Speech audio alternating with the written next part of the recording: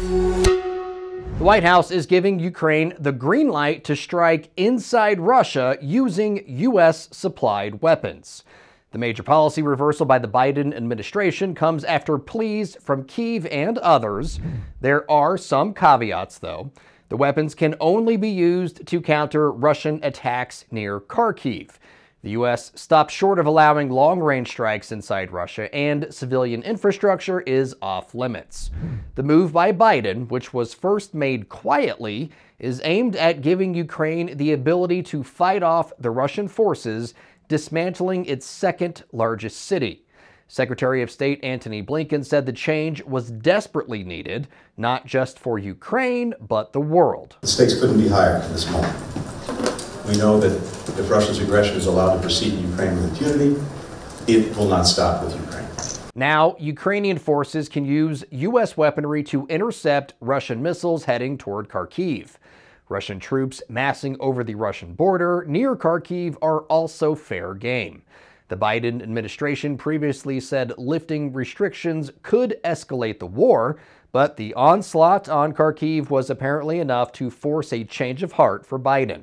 The U.S. isn't the only country to change its mind. Germany also lifted restrictions on some of the weapons it provided to Ukraine, with similar stipulations as the United States. More Western nations are also showing their willingness to cross Vladimir Putin's red lines. French President Emmanuel Macron saying more direct involvement in the war is coming. The French are in talks to send military training personnel into Ukraine. Putting Western troops on Ukrainian soil, of course, puts them at risk of becoming casualties. Putin also said before deploying Western troops to Ukraine would have tragic consequences. Loosening the leash on Ukraine and the willingness to send foreign troops to Ukrainian soil isn't sitting well with all NATO members.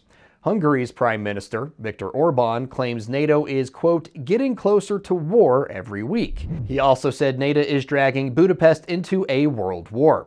Orban's particularly warm relationship with Moscow has put Hungary at odds with fellow NATO allies. The Kremlin, on cue, is denouncing the policy changes surrounding Western aid to Ukraine.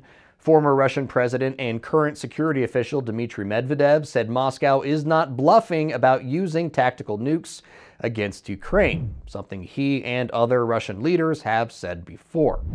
Medvedev said moves by the West could lead to an all-out war and, quote, Russia regards all long-range weapons used by Ukraine as being directly controlled by servicemen from NATO countries.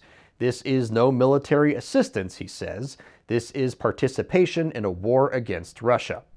We've been covering the war in Ukraine from the start and will keep doing so. For more of our unbiased, straight fact reporting, download the Straight Arrow News app today or visit us at san.com. For Straight Arrow News, I'm Ryan Robertson.